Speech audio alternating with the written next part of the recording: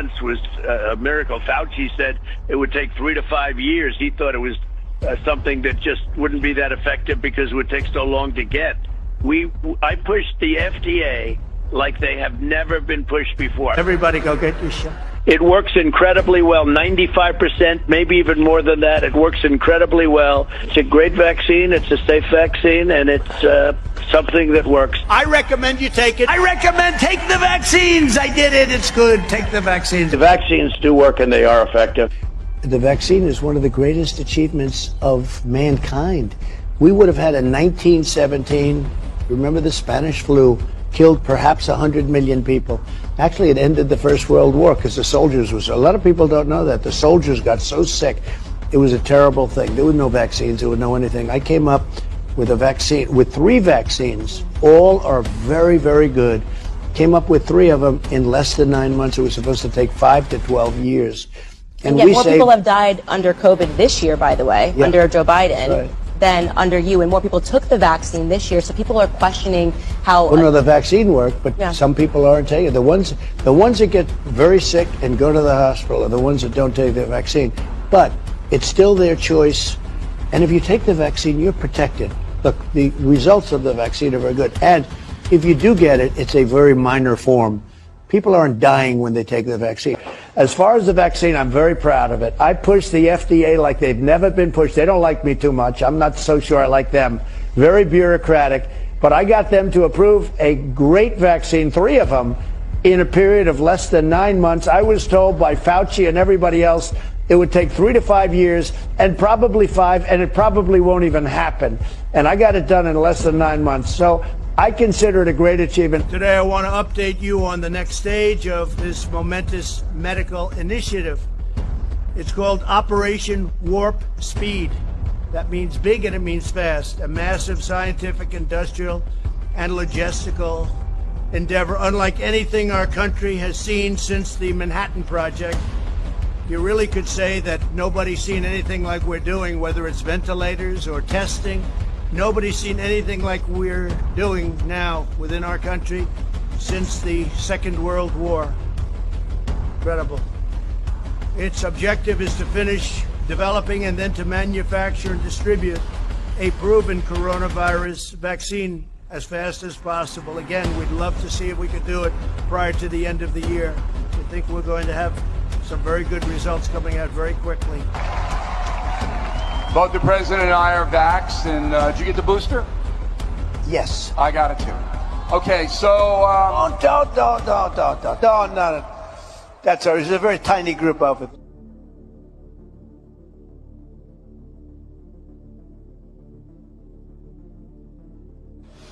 Only weeks ago in Orlando, Florida, 49 wonderful Americans were savagely murdered by an Islamic terrorist. This time, the terrorist targeted LGBTQ community. No good, and we're going to stop it. As your president, I will do everything in my power to protect our LGBTQ citizens from the violence and oppression of a hateful foreign ideology. Believe me. So LGBT, the gay community, they kill gays in these countries. And she wants to have a 500, you know, it's interesting. I've been saying a 500% increase, and I was actually corrected. It's 550% increase over what Obama's allowing in. So you tell me, who's better for the gay community and who's better for women than Donald Trump? Believe me. So if Caitlyn Jenner were to walk into Trump Tower and want to use the bathroom, you would be fine with her using any bathroom she chooses? That is correct.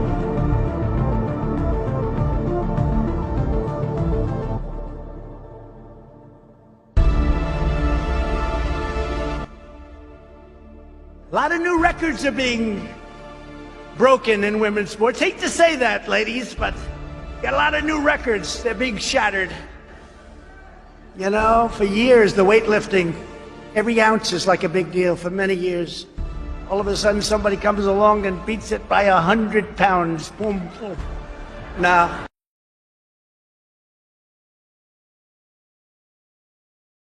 compete against those who are biological males.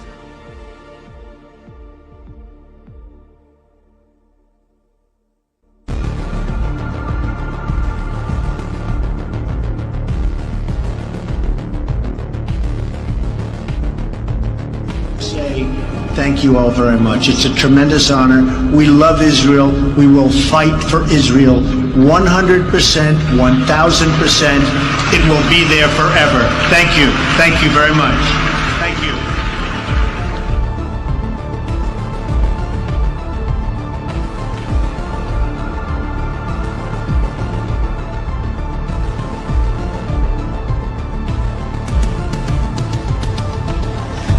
It's an honor to be here with the first Jewish president of the United States. Mr. President, welcome back to this stage. Here in the beautiful Swiss Alps, and we have arranged for you the best sunshine which we can offer. We are pleased that you have chosen to join us again.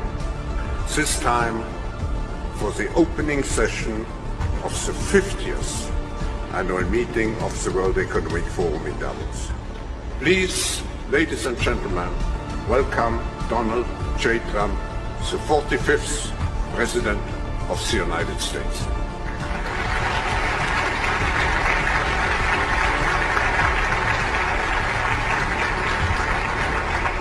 The stock markets are incredible. Businesses are coming back into the United States. I think it's going to be a great message that people are going to like hearing. Okay? Thank you. Thank you. That's fake news. You just like me because my daughter happens to be Jewish. Right? And I've devoted so much time over my life to Israel. I've given a lot of money recently to Hatzalah, $100,000 emergency response. They do a fantastic. Israel is a very, very important ally of the United States, and we are going to protect them 100%. 100%. They've been our most reliable. It's our true friend over there, and we're going to protect Israel 100%. I love Israel and honor and respect the Jewish faith and tradition. For me, respect and reverence for Judaism is personal. My daughter Ivanka and my son-in-law Jared are raising their children in the Jewish faith. My administration will stand side by side with the Jewish people and Israel's leaders to continue strengthening the bridges that connect not only Jewish Americans and Israelis, but also all Americans and Israelis. Henry Kissinger has been a friend of mine.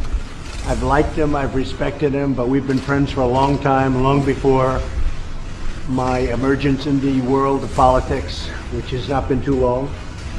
But we have been really in the, I guess you'd say, the New York seat a little bit, but we got to know each other very well. He's a man I have great, great respect for. He's also somebody, usually I say, have you ever been in the Oval Office? And with Henry Kissinger, I didn't bother asking that question because he has been in this office many, many times. Donald Trump converted to Judaism 2 years ago, according to White House official. There it is. That's his blog. He said, President Donald Trump converted to Judaism 2 years ago and joined Chabad Lubavitch Synagogue in New York City, according to a high-level White House official. Mr. Goldberg says the story has allegedly been held by CNN's editors for months, but is due to be released within the next few days. David Elias Goldberg, a fellow at the Jewish Center of Anti-Semitic Study, has also interviewed the White House source. According to the source, Trump was pushed by his daughter Ivanka and son-in-law Jared Kushner to join the faith. No longer Judeo-Christian values anymore. It's Judeo values now. Yes. Yes.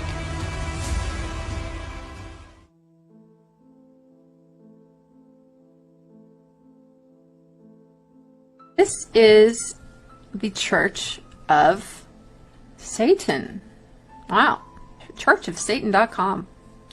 We have a hierarchy in the Church of Satan. Who knew, right? Guess it shouldn't surprise us, knowing what we know about these clubs with different degrees of membership. So apparently there are 5 degrees. The first one is a registered member, no degree. Then we have the active member, Satanist. There you go. We have the witch and warlock in the 2nd degree. Then you go to the priestess or priest. Then you have the magister, which is the 4th degree. And finally, the last and final degree from the churchofsatan.com is none other than the MAGA. Yeah. M-A-G-A. You gotta ask why.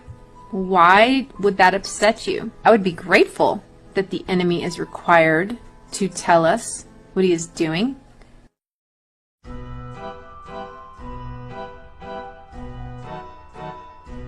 Our journey into space will not only make us stronger and more prosperous, but will unite us behind grand ambitions and bring us all closer together. Wouldn't that be nice?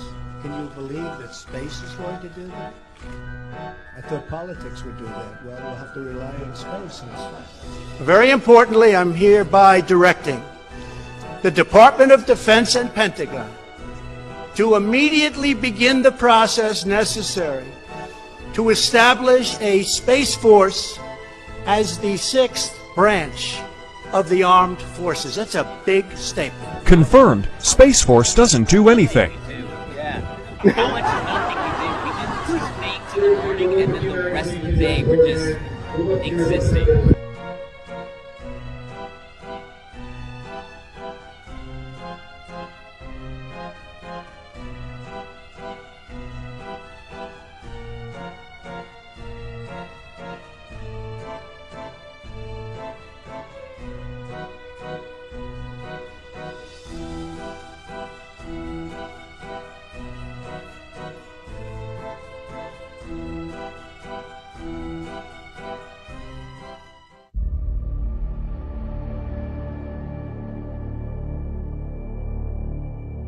I have a window in my apartment that specifically was aimed at the World Trade Center because of the beauty of the whole downtown Manhattan.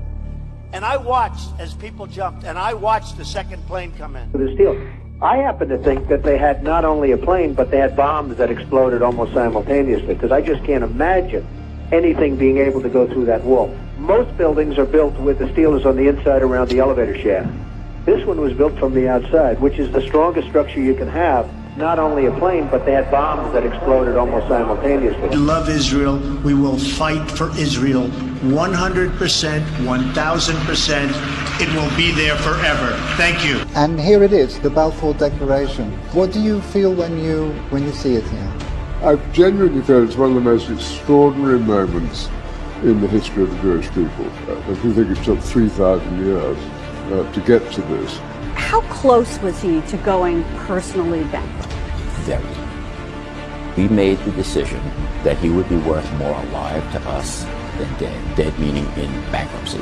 We don't want him to be in bankruptcy. We want him out in the world selling these assets for us. Kept him alive to help us. Kept him alive to help us. Operation Trust was a Bolshevik counterintelligence operation run from 1921 to 1926 aimed at neutralizing opposition by creating the false impression that a powerful group of military leaders had organized to stop the communist takeover. They convinced the leaders that the regime had undergone a radical change. Communism had completely failed, ideology was dead, the present leaders had nothing in common with the fanatical revolutionaries of the past. These agents confided in their contacts that the anti-Soviet monarchist movement that they represented had penetrated into the higher levels of the army, the security service, and even the government, and in time would take power and restore the monarchy.